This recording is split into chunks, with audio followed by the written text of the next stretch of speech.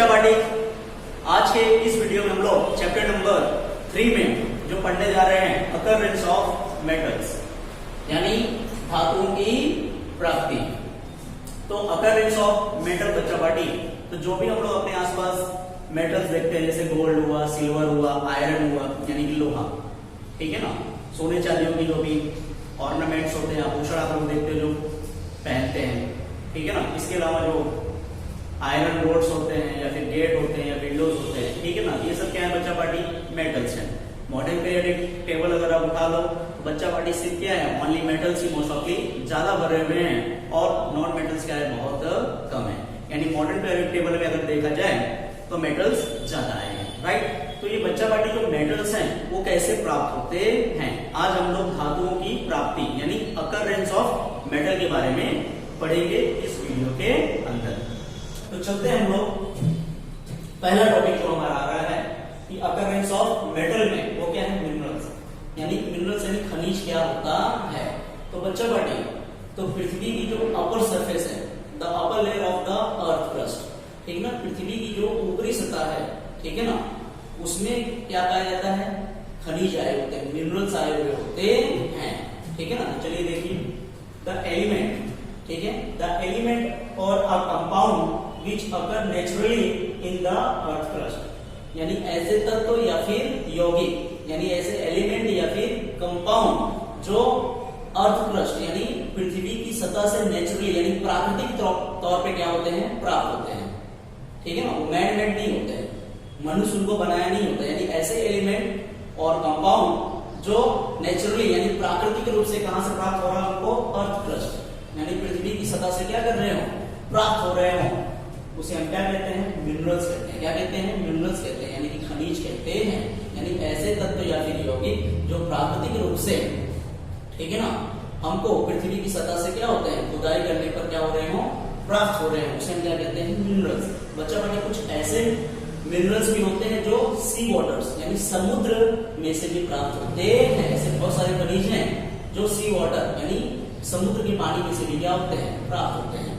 यानी जो मिनरल्स होते हैं वो कहां पे, अर्थ क्रस्ट यानी पृथ्वी की सतह से तो पाए ही जाते हैं, साथ ही साथ सी वाटर से भी क्या होते हैं, पाए जाते हैं। लेकिन ज्यादातर अर्थ क्रस्ट यानी क्या बोलते हैं, पृथ्वी की सतह से क्या होते हैं, अधिक मात्रा में प्राप्त किए जाते हैं, ठीक है।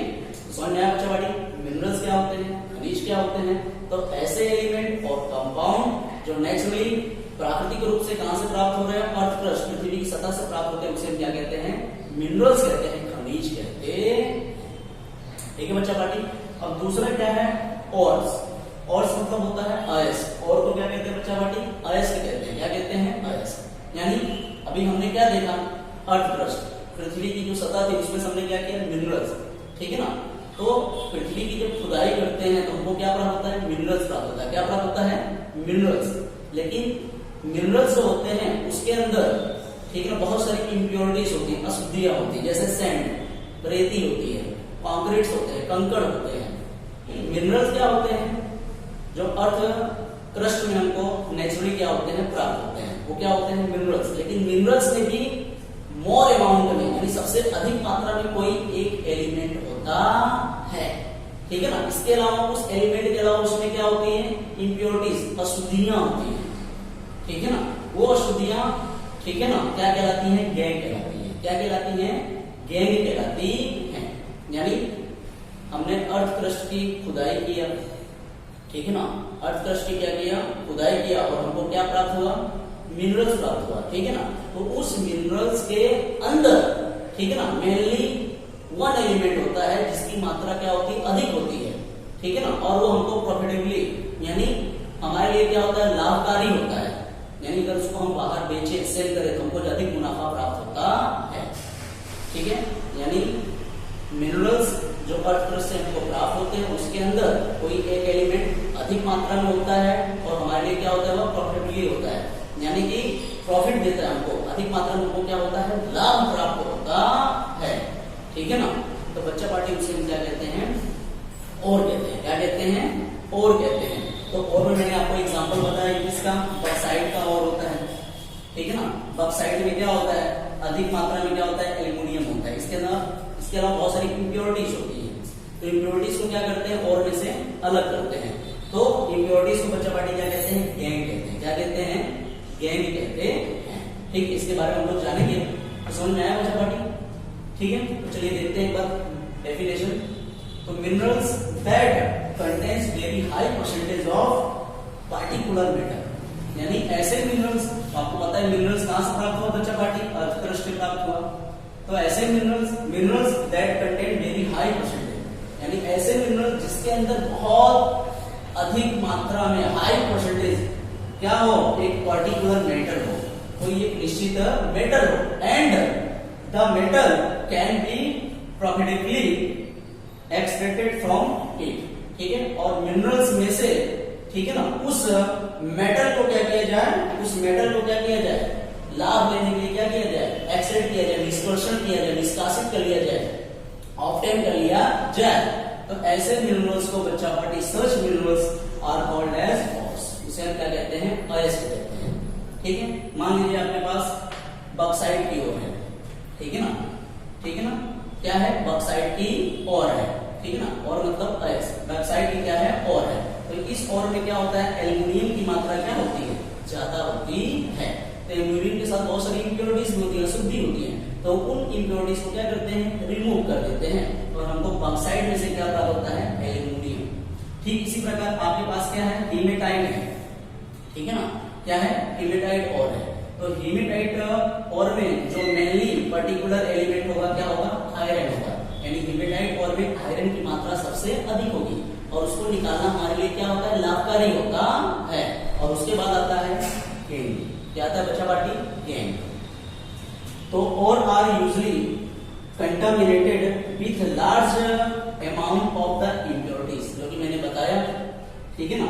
आप जो यहाँ पे और प्राप्त करते हैं, और के अंदर, ठीक है ना, एक पर्टिकुलर क्या होता है, मेटल तो होता है, लेकिन उसके साथ में क्या, सैंड यानी रेती, सॉइल यानी मिट्टी, ठीक है ना, इनके जैसे क्या होती है, इम्प्योरिटीज होती है, अशुद्धियां होती है, इनको क्या कहते हैं, गैंग कहते हैं। यानी इनडायरेक्टली कहा जाए, मिनरल्स के अंदर, ठीक है ना, और में, ठीक है ना, एक प्योर मेटल के अलावा क्या होती है, इम्प्योरिटीज होती है, और इम्प्योरिटीज को यानी अशुद्धियों को बच्चा पार्टी क्या कहते हैं, गैंग कहते हैं। तो वही यहाँ पे लिखा गया है, ores are usually contaminated with large amount of the impurities, यानी और के अंदर, ठीक है ना, अधिक मात्रा में क्या होती है, इम्प्योरिटीज यानी अशुद्धियां होती हैं, सच है, जैसे सॉइल की हुई, सैंड की हुई, एसेट्रा आर कॉल्ड एज, क्या कहते हैं बच्चा पार्टी, गैंग कहते हैं। खाली 3 चीजें आपको याद रखना है अकरेंस ऑफ मेटल, यानी धातु की प्राप्ति में। तो सबसे पहले क्या होता है, मिनरल्स होता है, ठीक है, मिनरल्स यानी खनिज, खनिज किसे कहते हैं, तो ऐसे एलिमेंट और कंपाउंड जो नेचुरली अर्थ क्रस्ट में से हमको क्या होते हैं, प्राप्त होते हैं, उसे हम क्या कहते हैं, मिनरल्स कहते हैं।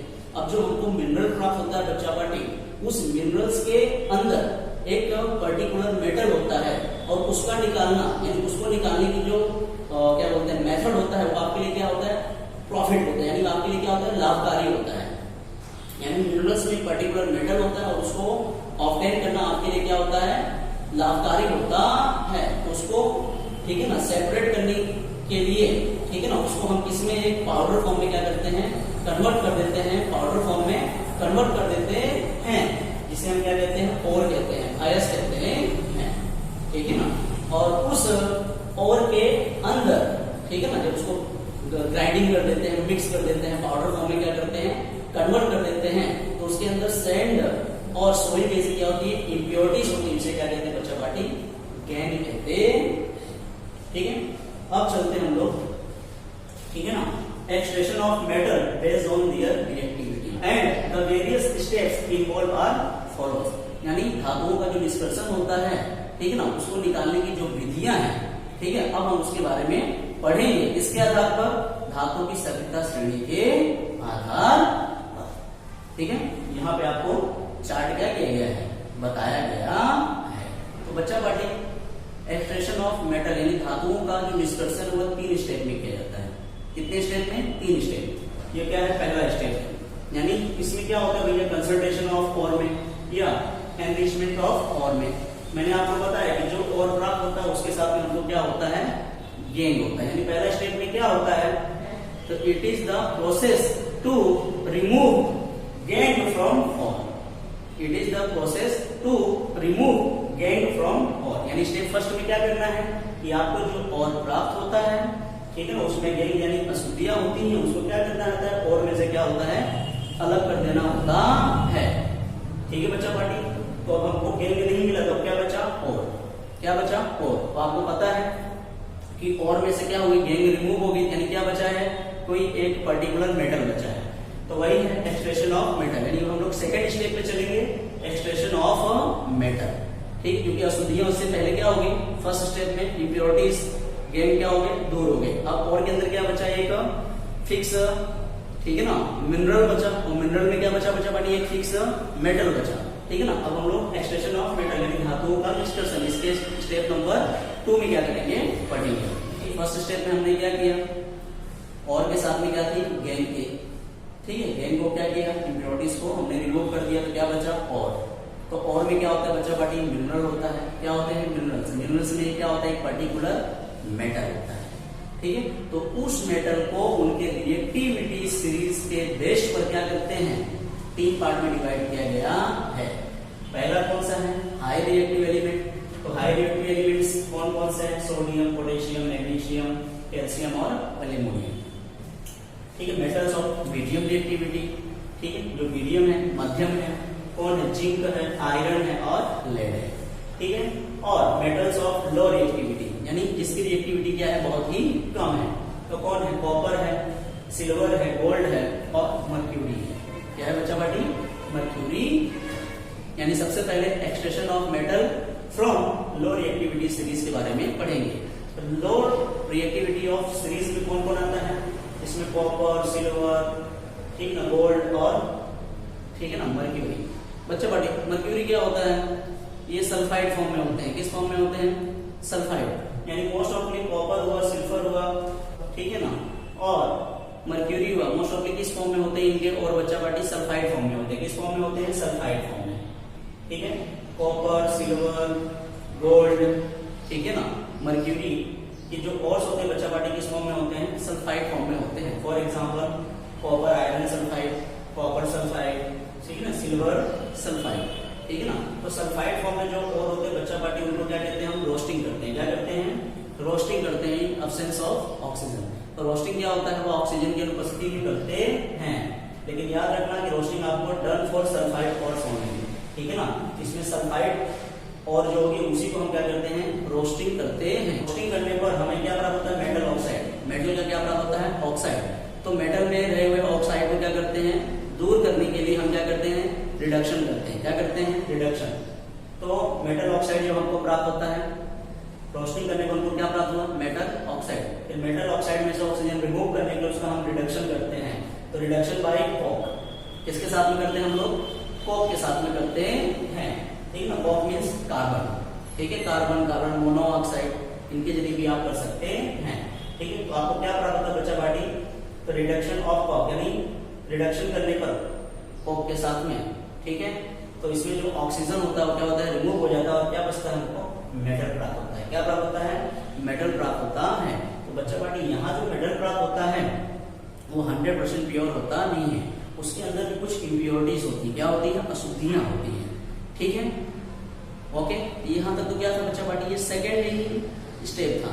लेकिन अब इसको, ठीक है ना, 100% प्योर मेटल प्राप्त करने के लिए इसका रिफाइनिंग करना होता है। तो refining to get a pure metal, यानी तीसरा स्टेप क्या है बच्चा पार्टी, जो low reactivity series, medium reactivity series और हाई रिएक्टिविटी सीरीज, तीनों में आपको करना पड़ेगा। और क्या है, रिफाइनिंग, ठीक है।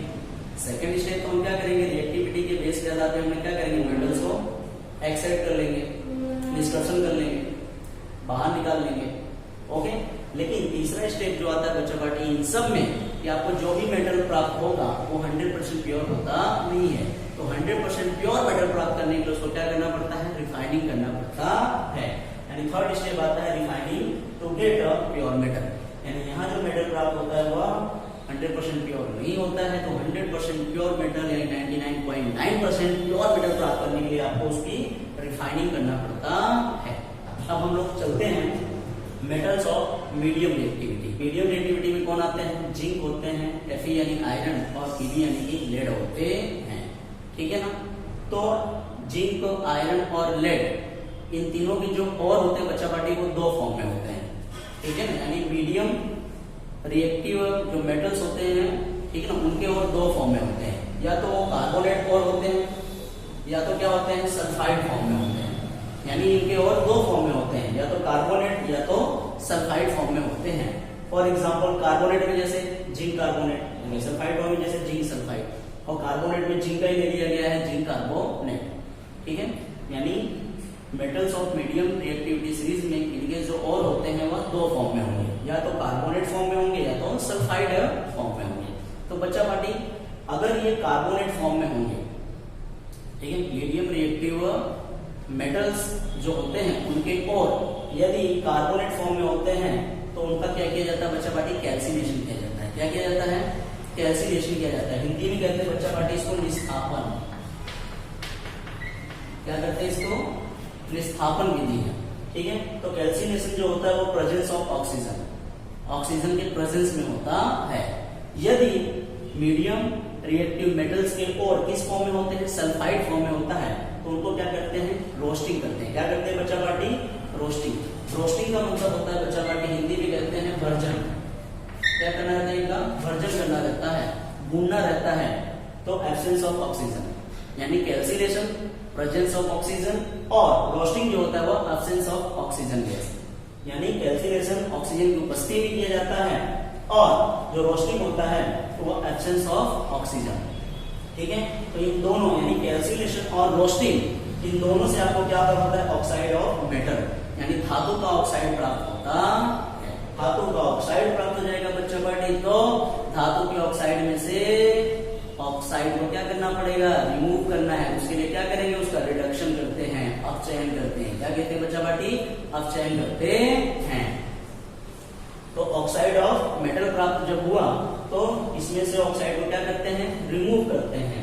ठीक है ना। तो रिमूव करने के लिए आपको क्या करना पड़ेगा? रिडक्शन ऑफ मेटल करते हैं। जो मेटल हुआ, मेटल ऑक्साइड प्राप्त होता है, ठीक है ना, उसका क्या करते हैं? रिडक्शन करते हैं। किसके प्रेजेंस में? यूजिंग कार्बन और कोक। ठीक है ना। कार्बन या फिर कोयले की उपस्थिति में क्या करते हैं? रिडक्शन करते हैं, और रिडक्शन करने पर मेटल ऑक्साइड में रहा हुआ ऑक्सीजन क्या होता है? रिमूव हो जाता है, और आपको क्या प्राप्त होता है? मेटल प्राप्त होता है।